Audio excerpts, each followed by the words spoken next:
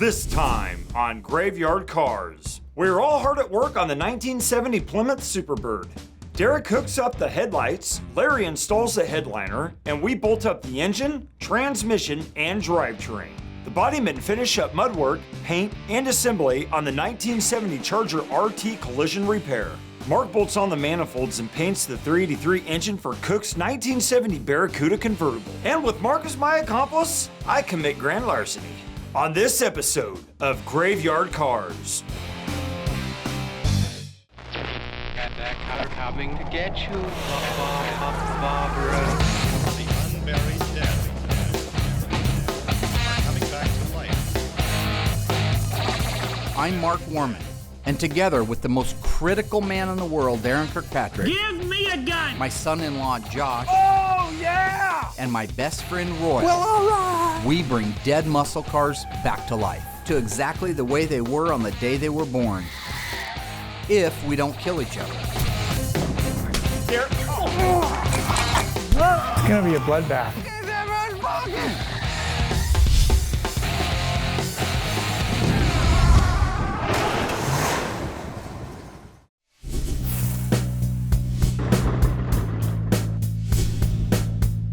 Right now we got a ton of things going on at Graveyard Carz. We're moving a lot of stuff into the new building, things that we won't need here. That's engines, transmissions, rear ends, parts, miscellaneous things like that. We still have our 1970 Dodge Charger RT that has to be buttoned up and on a truck in the next week or so to get back to the guy in Oklahoma because he's chomping at the bit to get that car back. The Superbird, running out of time on it. Still have a ton to go on it before the hills get here, and they're gonna be here very, very soon. The good news is I have Derek as my right-hand man who I can count on to come through in a pinch, and he's doing a remarkable job of getting stuff done on that car. We're undercoating the Superbird, which is not a major thing. We just got to mask everything off. We do not want undercoating on because it's thick, gooey, and it's not fun to clean off. So you just want to take your time, mask it off once, do a good job so you can just undercoat it and be done.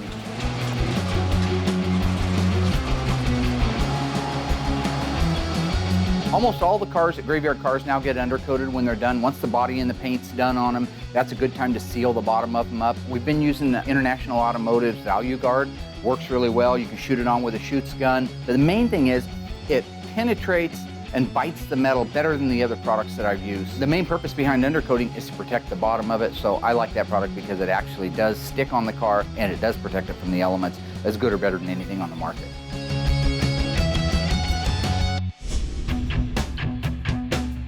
Today, the guys and I are getting ready to marry together the engine, transmission, drive shaft, torsion bars, basically the drivetrain for the 70 Superbird. First, we have to get it moved outside and washed. The wet sand and the buff is done on it, but it's just filthy from the wet sand and buff.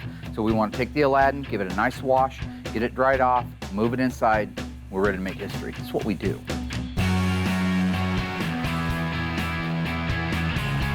So my job is whenever we get a car outside, thank God for this nice, beautiful day, I'm in charge of getting all the compound off the car, inside the car, everywhere underneath the car. This car is gonna go back inside with zero compound. You know, and this pressure washer that we have it's amazing, and I can get the job done in like 5 minutes. Get some wet.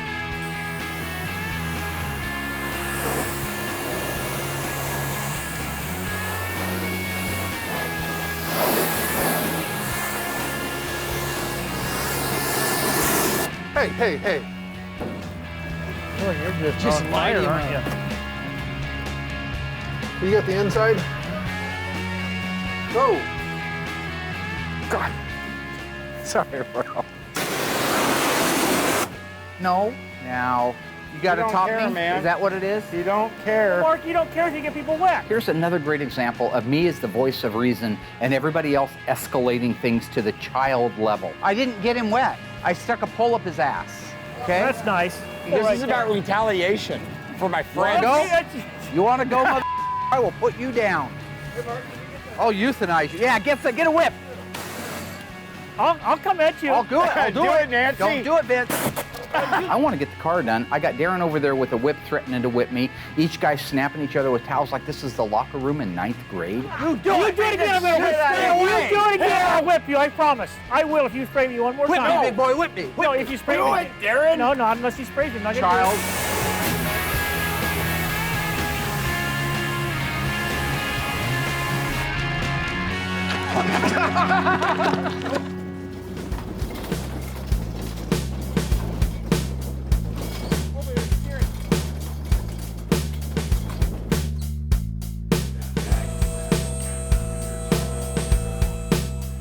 Here's your right hand. Rubber hammer? Royal, that ain't starting. Here's the thing with Royal. I've known him since I was 13 years old. He knows I have a tool. But by asking it, the mere asking of it makes you go get it. You've been doing a lot of that lately. What? Like you're a surgeon and I'm your nurse. I'm not, you don't. Yeah. You think there's a lot of bald, fat, middle-aged loser surgeons? I don't think George Costanza is a cardiothoracic surgeon. He'll say rubber mallet and I run over and get it and then repeat the Look, word. man, come on, It's not team. crazy Be with part of that. the Don't be such an ass. You got a hammer? Yeah, it's in the toolbox. It's right over there. Go get it. But that's his way of getting you to be his slave. Get off your fat ass and go over and get it yourself. Fine. Well, when I went for that hammer, I'm thinking, wow, it'd be kind of funny to black out a couple of his teeth in this picture and see how long it takes him to notice. So I asked him for a black Sharpie. He went and got me one. I didn't hide it. He gave me the Sharpie. I opened it, turned around, colored a couple of teeth, and we'll see how long it takes for him to notice.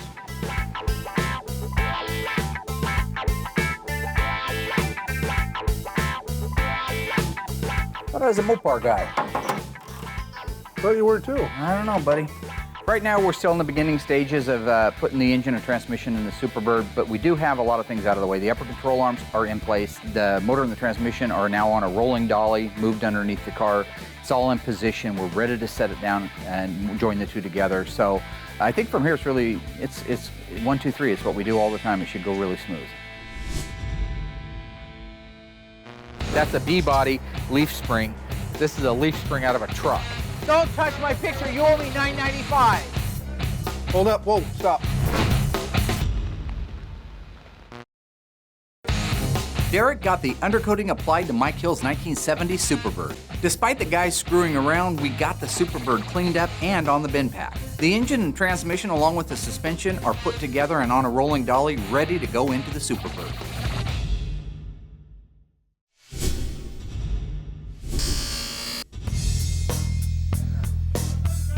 Hold up. Whoa, stop.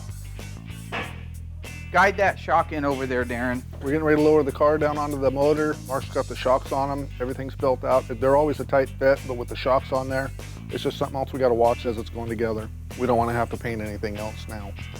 What's that? Look up above. A little bit low. Huh? Look up above. Okay. I got a problem with this manifold and Okay. the steering gear. Okay. I mean, it's like the steering gear sticking over into the rail like a ½ inch. It's almost like the motor's got to roll to get it to fit up in there. We're just trying to figure out the best way to get it in there. I think so. Okay. So you want to yard it forward? Yep. How's that? The only real problem we're having marrying the two together is that it's a really tight fit. Sometimes it will just glide between the right-hand exhaust manifold and the steering gear, and in this case, it didn't, for whatever reason. Sometimes maybe there's a little more play in the steering gear mounting holes, and we have this one too far out. But what we really need to do is just angle it a little bit and get that right manifold past the shock tower, then it would just slide down. I truly believe now, though, gentlemen, it can go to the... I think it can go to the right is what I was going to say. I think it's going to be inevitable to scratch it. It's not inevitable. I just think if this comes over, it'll clear. Okay, well, now it's clear. That's why I was saying it just needs to come over this way. Okay, go up. One more. One more? Yep.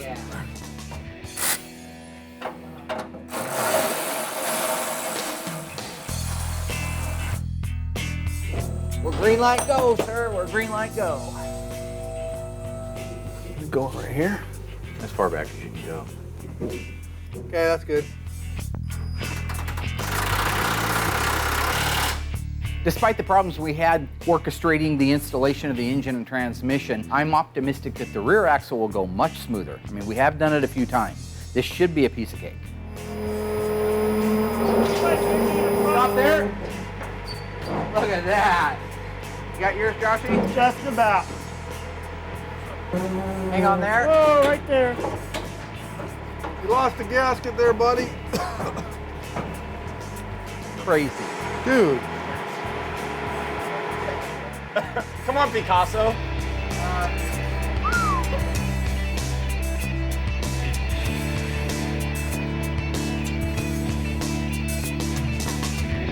Peace out, buddy.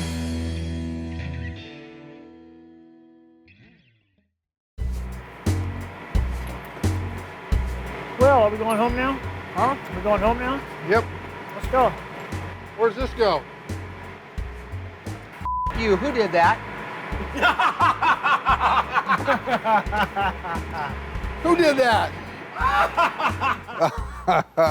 I really didn't think you would notice that quick. I should have known the way he looks at his picture all the time and watches himself on the TV.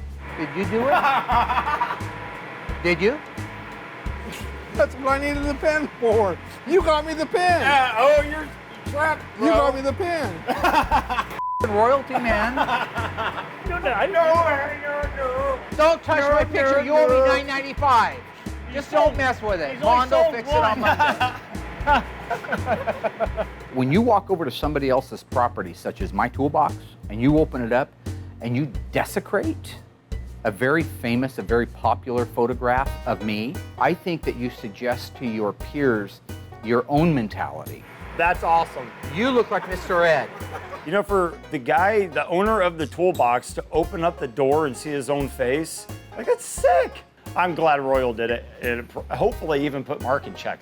I think that while my teeth may be the one blacked out in the picture, his teeth are the ones that get blacked out when you think about him in the real world doing his thing.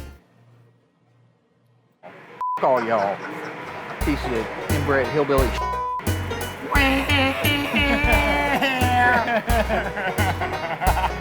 I like it. Toothless and ruthless.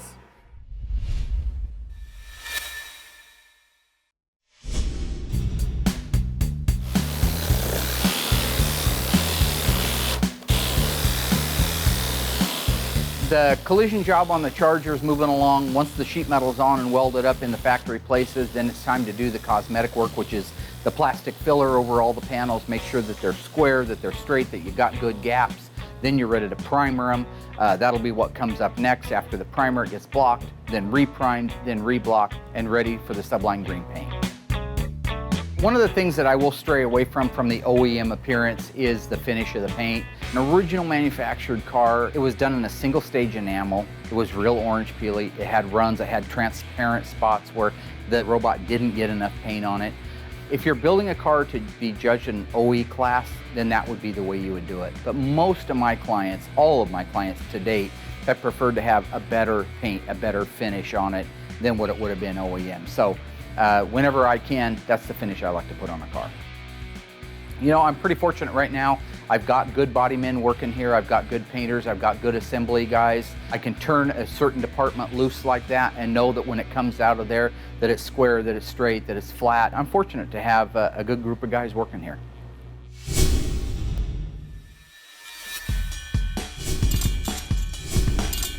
True or false? Chrysler's bulletproof automatic transmission is called the Torque Box. Stay tuned after the break for the answer. So, did Chrysler call their automatic transmission the Torque Box? The answer is false. The real name for the automatic transmission, both in the 904 and the 727, is Torque Flight. A torque box refers to an area in the substructure of a unibody car that ties the unibody together with the floor of the car. Visit graveyardcars.com to learn more. Even though Chrome Dome thought it'd be funny to destroy my own personal property, we still managed to get the engine, transmission, and drivetrain installed in the Hill 70 Superbird. Now I can finish installing the manifold on the Cook's 383 engine so we can get it painted.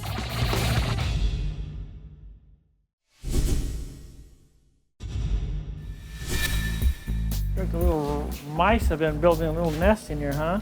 Yep. Wow. Most of the cars we drag in has had some kind of creature in it. A while back, Josh and I had finished assembling Kimberly Cook's little 383 two-barrel engine. I hadn't had a chance to paint it in the last couple of weeks because I'd just been busy on other cars, but I'm glad I didn't because I had forgot she was changing it over to a dual exhaust.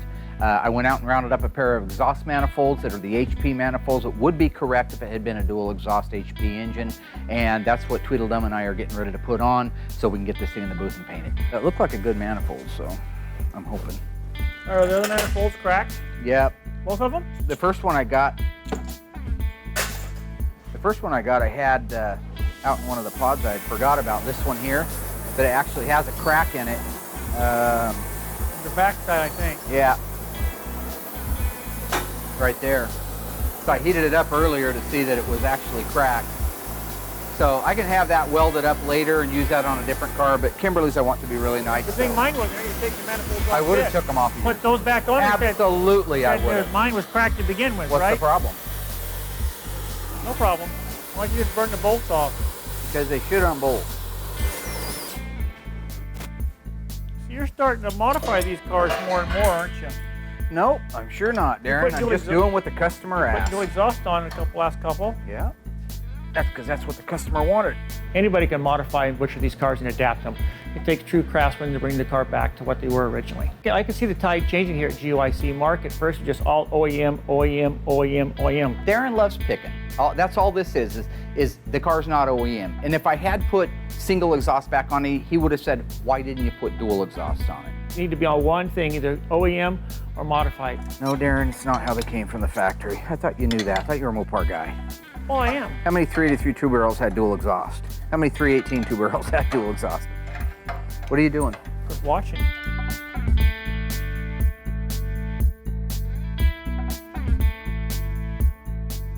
Sandblast that. Please. Do it or I'll kick your spleen in. We don't have any, we're gonna media blast it. I don't give a what you do.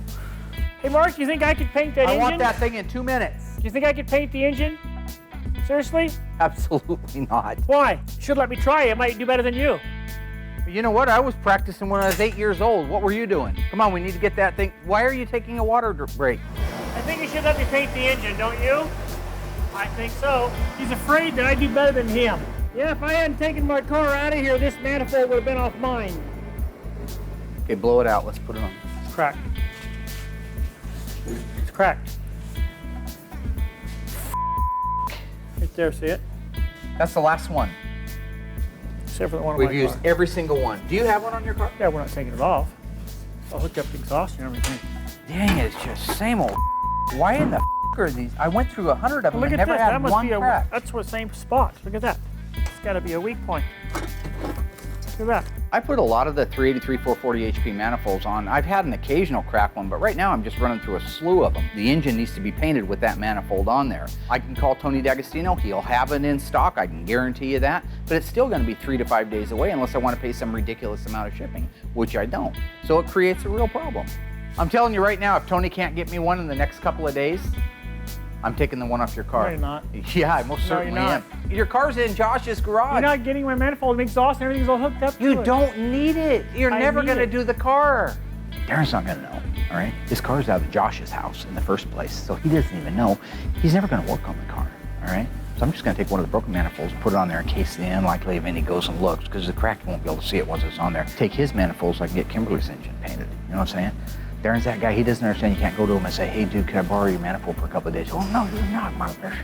It's just easier to ask for forgiveness than it is to ask for permission with him. You know what I'm saying? What are you talking about? What? What were you talking about? Oh. Okay. Getting ready to install the headlight doors and buckets in the 70 Superbird, which is going to be, yeah, lots of fun. Just get it done. With any luck, Darren and Royal would show up and help, but we're not going to hold our breath on that today. It's not really hard, it's just time consuming. Everything you move one side, then you're adjusting the other, and then it's back and forth. It just eats up quite a bit of time, part of the day. And they're not like it's something we do every day.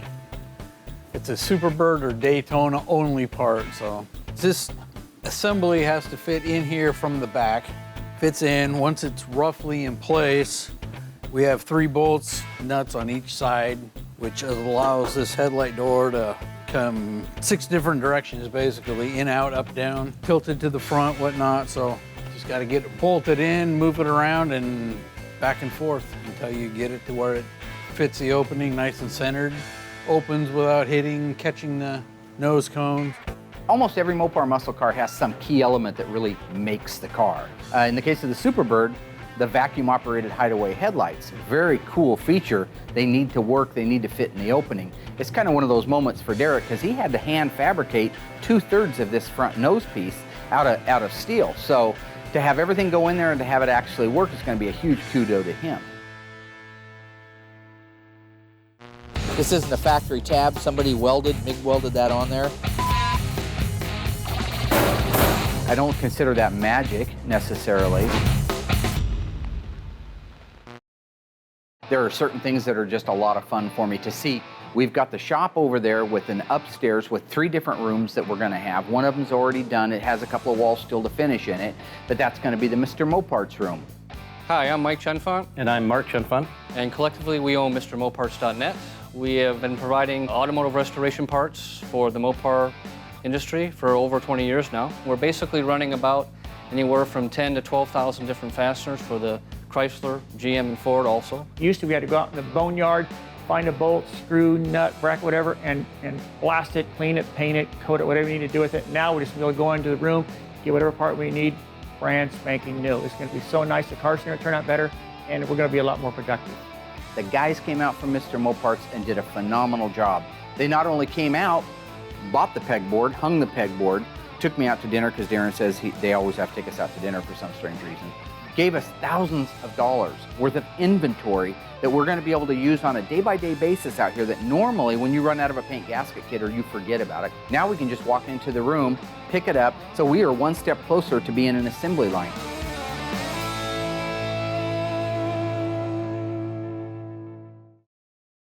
Mr. Mike Hill's 1970 Plymouth Superbird is coming along beautifully. With the undercoating applied, the complete drivetrain and suspension installed, and Derek finishing the headlights, it's finally starting to look like a Superbird. The technicians have finished up all of the bodywork on the 1970 Charger RT collision repair.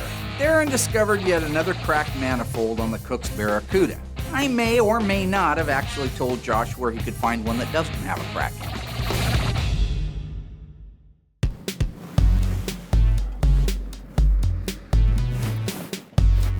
So right now, I am at my house. I'm getting ready to pull the exhaust manifold off of Darren's car. Darren constantly bitches about the condition of his car, that it's not getting worked on. But let me tell you something, 10 years he's had that car. I have helped him. We have gone through the panic modes where we get it running. I just want to get it running, buddy, and I'll drop everything, we'll pull it in, we'll get it running, get it moving under its own power, and then it just sits out back again for months and years at a time. Hey, buddy. Mark gave me the okay. Kind of sounds a little sketchy, but whatever. I'm just gonna yank it off, take it down to the shop. Apparently we need it for something because every single one that we have has a crack in it. And the only one good that we can find within like a 2,000-mile radius is Darren's. You know, the reason my car had to be moved to Josh's house because Mark was constantly stealing and pilfering parts off my car and never returning them. You know, I'm just gonna pull this thing off, give it to Mark. I don't want no more part of it. I've got parts he's borrowed 5, 6, 7, 8 years ago. He's never returned to this date. You know, I don't want to be caught in the middle of some kind of crossfire, because if that's the case, I'm gonna roll this thing out in the middle of the intersection. First person to grab it and take it can keep it. If you're not struggling, you're not doing it right. If it comes off way too easy, you've done it wrong. Darren's motor is leaning this way more than that way. I have every socket but the right one.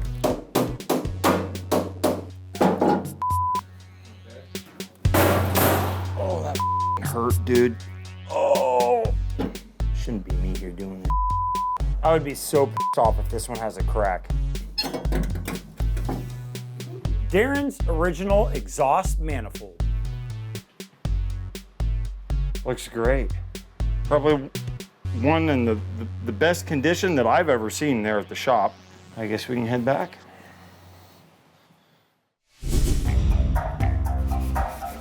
Nice. Nice. Oh, you don't want to be the guy to put it on? Nah, he was cool with it. Was he cool with it, bro? Would I tell you he wasn't cool with it? Well, you asked me, am I a thief? Okay, I don't think there's a lot of thieves that rob banks that plan on giving the cash back. All right, here's the deal. I'm gonna order him a pair of HP exhaust mantles from AMD. And by the time he figures it out, because it takes him years to get out there and check it, he can't be mad because I already got him a brand new pair. You see, there's a method to my madness. Yes, there is. I borrowed the manifolds so that I could finish a very important customer's car. This is about the customer. We should be coming together as a group for the good of the company, you know? You just gotta trust me. I got everything handled. There's nothing to worry about. Okay, when you go to put that on, you usually gotta give it, like these get a little bit banged up. Okay.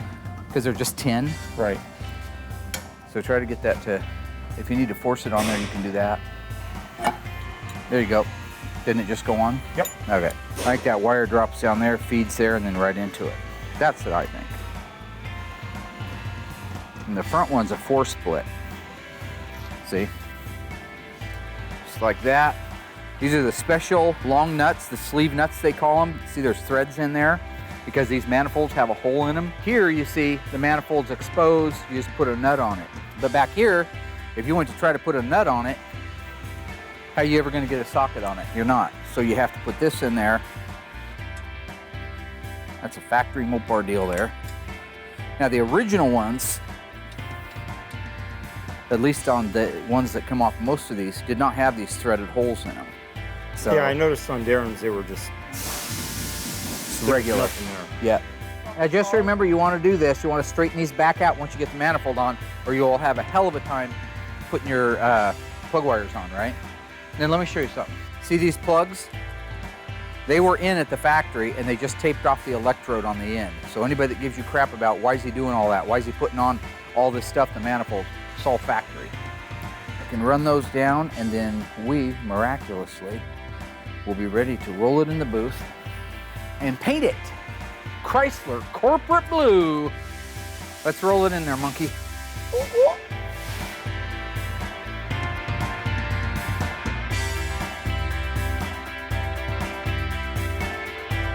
So what I'm doing is I'm mixing up the black right now to be able to paint the engine with an epoxy primer.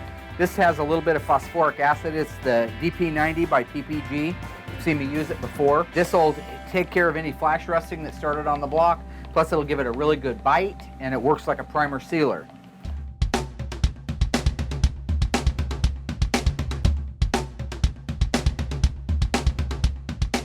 I've been painting cars for 25, 30 years. That means everything. That means not only blocking the cars and getting them ready and making sure that they're massaged to perfection, but actually laying that paint out, laying the base coat, laying the clear, laying the single stage out.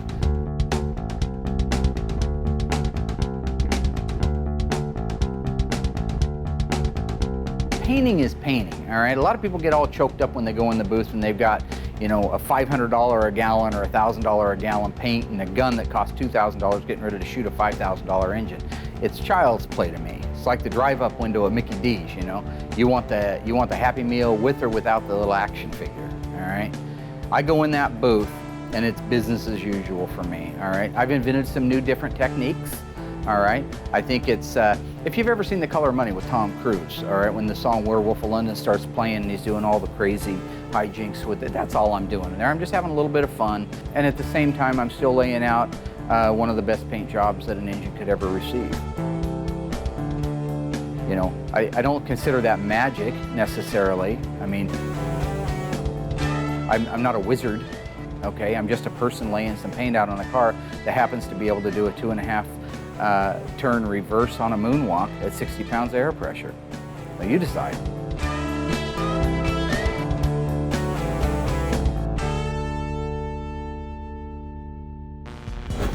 The world famous Mopar pistol grip shifter was first introduced in 1969, 1970, or 1971? The answer coming up after the break. So what year was the famous pistol grip shifter first introduced in a Mopar muscle car? The answer is 1970. Prior to 1970, most of the cars, the muscle cars, had a straight chrome shifter with a ball on the top. We changed them out as kids and put T-handles on them and crazy 8 balls and things like that. But that was the shifter we had. It wasn't until 1970 when Chrysler revolutionized shifters by introducing the Hearst pistol grip shifter with the simulated wood grain handles. Visit graveyardcars.com to learn more. With the drivetrain and headlights installed, our Superbird is looking gorgeous. Long Turd somehow found a manifold around here that didn't have a crack on it. I got the manifolds installed and the engine painted for the 383. Now I got to sign off on the Charger so it can get jam work.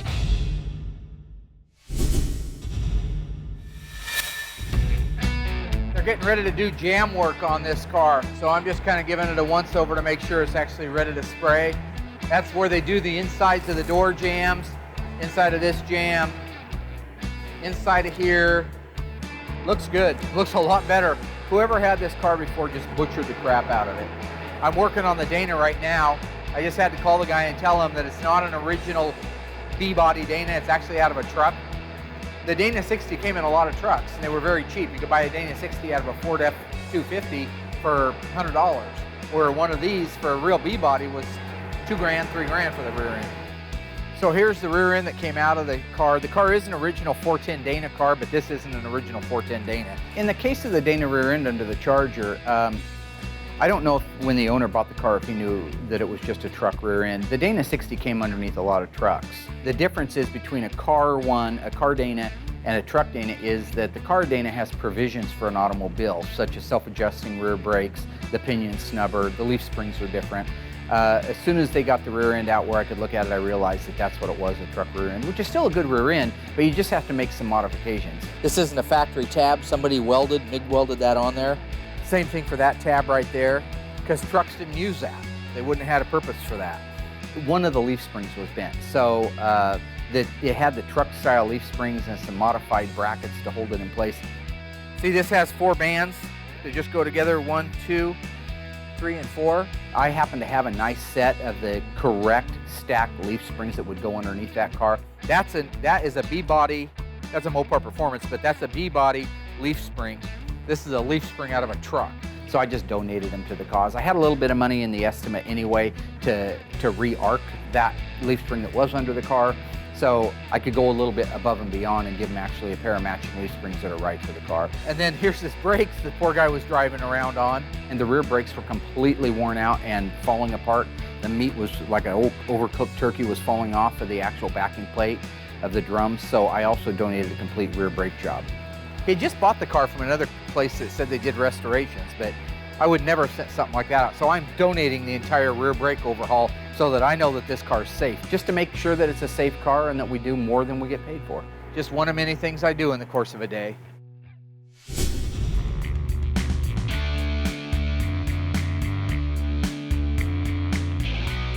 The headliners in these NASCARs are tricky. If it was just a regular top 1970 Roadrunner, Larry could knock out that headliner in probably 3 or 4 hours. But these have the fastback on them. These have that plug that goes in the back. So that headliner runs from the very front all the way to the very back. And there's a lot of intricate turns. There's a lot of changes inside there that have to be adapted and accommodated for so that you have a good fit. You need good vendors, good subcontractors. Larry's a great example of that. Well, yesterday we got the Dana under our 70 Charger, got it off the frame rack, rolled it in the booth, and now we're getting ready to put the color inside the trunk. You know, one of the cool things that I thought Mopar did that the other manufacturers didn't do was they painted the engine compartment and they painted the trunk compartment the same color as the body. It's impossible to paint the inside of the trunk, the inside of the engine compartment at the same time you're painting the outside of the body for 2 reasons. One is you'd be dragging your hose from inside the trunk to the outside of the body while everything's still wet. 2 is it would be a dirtier job on the outside of the car if you tried to do it at the same time. So you have to compartmentalize the engine compartment, trunk compartment, inside the cabin of the car, and the outside, all of separate paint operations. The best feeling a painter ever has is when he slams that door for the last time and knows the rest is up to God. And this thing was complete rubbish when we got it because the whole back end was just pushed clear up to the back of the doors almost. It's been a really busy week. We got the 70 Superbird drivetrain, headlights, headliner, all installed. The Cook's 383 for their Barracuda convertible got painted beautiful corporate blue, and at long last, the 70 Charger collision job is near completion.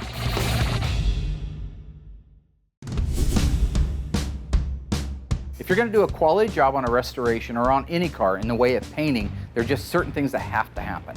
The most important is that the products that you're using are good quality products. They're not substandard products or something you got at the local auto parts store. Once that body work is done, once that filler's on there and the car's massaged out, it gets the primer. It gets 2 or 3 coats of the high build primer, then it gets block sanded. That takes out imperfections, waves, movements in the body style lines that will show up with paint on them.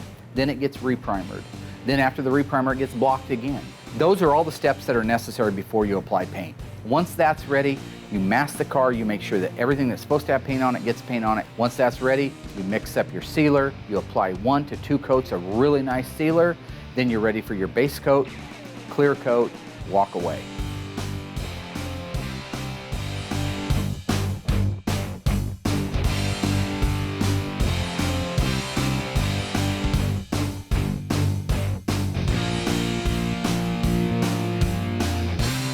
Best feeling a painter ever has is when he slams that door for the last time and knows the rest is up to God.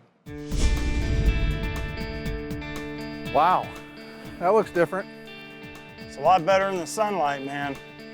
Looks good outside. It detailed up nice, didn't it? Yep. That's actually a nice color out here. Car turned out beautiful. I love that color in the sun. It really shines. What an improvement. Look at the car. It was absolute rubbish when we got it. Now look at it now, it's absolutely stunning and beautiful. The owner has got to be ecstatic. The 70 Charger RTSC came to us about 6 months ago. It had gotten hit pretty hard in the rear end. The insurance company was going to total the car when the owner reached out to me to say, hey, what can I do? I don't want to lose my car. I got involved to find out that if I were able to keep my repair costs under a certain dollar amount, that we'd be okay to repair it. And that's what we did. I made some concessions. I called our friends at Untitled Direct and said, we got to work together. All that was required of us was just the collision work that was done to it. Is that mine? Yeah, where'd you find that at? In the back seat. Oh, yeah. Did you leave it? Yeah, that was my fault. Anyways, so the only thing that was required of us to fix was the damage that it came in with. The back end was completely messed up. It was folded in like an accordion. He bought the car kind of sight unseen, so to speak, like doesn't have a crystal ball, he can look around inside it, right, and see what's underneath the paint. So when it gets rear-ended, we've got all this Bondo that's busting off in great big chunks like that. So I acclimated him to the fact that the car was put together kind of not right. So we fixed a whole bunch of things that weren't part of the collision, didn't charge anybody to do it, just so that we could have the right car when we're done and stand behind it. Yeah. And that's Graveyard Cars. Behind it, aren't we? Untitled Direct made that car come back on the road. The reason being, one, they make the parts for it. People think of the replacement parts at A&B and Legendary and Tony's parts as restoration parts, but they can also be collision parts. This is a classic example of a rear-end collision that went through insurance and got repaired and back to pre-loss condition. Of course, the frame was a little bit out of alignment. The guys fixed that. Eclipse makes the measuring system. We use that in this particular case to set the height and the length of the rails. We treated this job just like a regular collision job. Body men out there, they know what it's like. We treated this job the exact same way. We measured the unibody to make sure that it was square to its original specifications before we started welding up metal. Then we went through with our brand new AIM spot welder, beautiful piece of equipment, spot welded every single spot on the car where it's supposed to be spot welded, and we MIG welded where we couldn't reach. That was the way it went. Everything is looking great on the car and it's ready to go. Where's the shifter boot, or what's the deal? Didn't restore the car, Darren. Didn't restore the car. The Charger, as I've said before, was a collision job, no different than if you brought in a 1995 Honda Civic that was hit in the ass. I'm not going to be responsible to detail under the hood of that car or to fix things on the car that are not associated with the lot. So it's usual, you never quite finish them even when they go. No, I didn't Darren, get that's how paid the to car do a came out. restoration. It's a collision job. I understand that. So what do you want me to do on every Couldn't collision put a job? boot back on it? Why don't I just go to the dealership and buy people new cars when they get wrecked? There's a lot of things on the car that aren't right, but we only did the collision work on the back part of the vehicle. There's a lot of stuff from the back of the doors forward that we didn't touch. It's wrong, but that's something the owner can go ahead and take care of himself at his leisure. What's the deal with the tips? He wanted the 71 to 74 tips on it. That's what he had on it before, so he wanted us to put them back on, so we did. Comet accurate Are those the exhaust same got us tips, hooked or up with used all ones, that. or new ones? Or No, what? they're the same tips that he had on. As soon as they get in the new machine gun tips, I'm gonna ship them to the guy. He's a mechanic, so he'll put those on himself. Same thing with the mirrors. He's having his body shop there at the dealership he works at. They're gonna do the mirrors on it. That's why they're not on there right now. We detailed out the SE emblems, which I think looks pretty good. Is this missing some trim here? He wanted those taken off. He wanted the belt moldings taken off. And what's weird is all Chargers had belt moldings. So we had to actually modify this piece. The piece he gave us was for like a Roadrunner. It did not fit. It left too big of a gap. So that's the only way he could have it without belt moldings. He wanted it that way. All the body guys did a really good job putting it back together. Came out nice, all the lines fit real well. Overall, I believe the owner is gonna love it. I think the body man did a great job on the car. Again, this thing was complete rubbish when we got it. You remember how hard it was hit? Because the whole back end was just pushed clear up to the back of the doors almost. The frame rails, wheelhouses, floors, quarters, all that stuff was replaced. It took a hard hit. I'm proud of the body work they did on this car. These cars are hard to get flat. They're brand new quarter panels, but they're not perfectly flat when we get them from Autometal Direct, so we have to make them flat. The guys did a good job. There's good body fit, good flat panels, good alignment, nice paint work. It's cut and buffed back to original show type setup because it had been a cut and buff car before.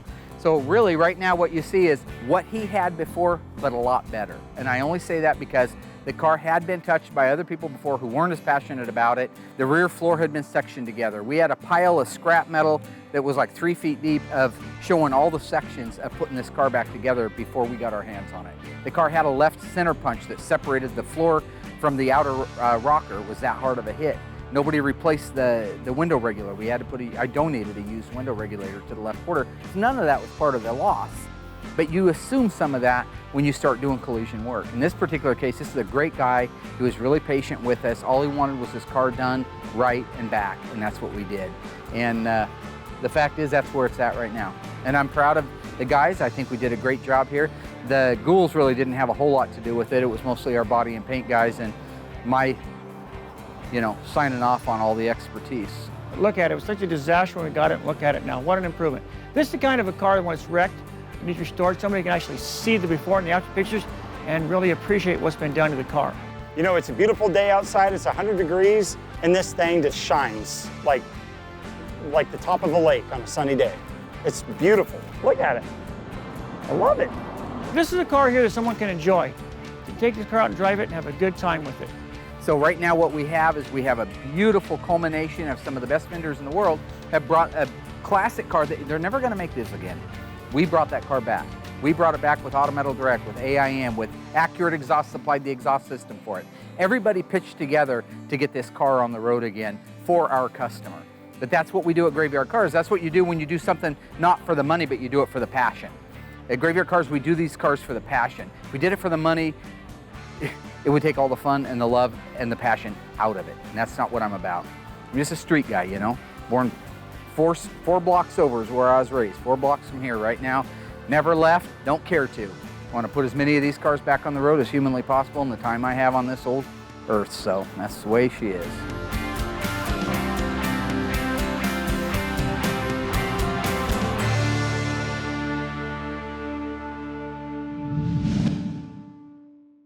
Next time on Graveyard Carz, the Hills will be here soon to pick up their 1970 Plymouth Superbird. Mark, how much time for the car's got to go down the road? 2.5 weeks.